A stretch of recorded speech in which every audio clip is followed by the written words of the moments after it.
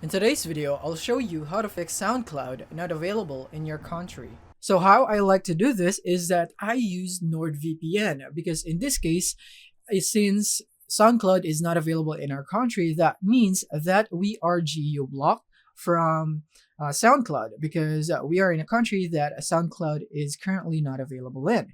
So I suggest that you use NordVPN, not just any other VPN, because this is the best VPN in my opinion because it has worked really great.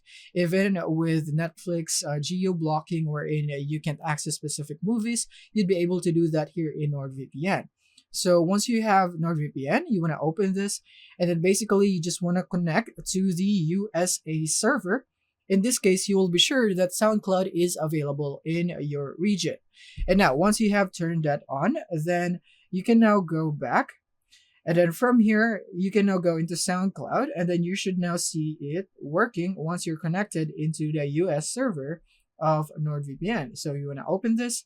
And then from here, you should now be able to log in into your SoundCloud and then play your music that you'd want right here.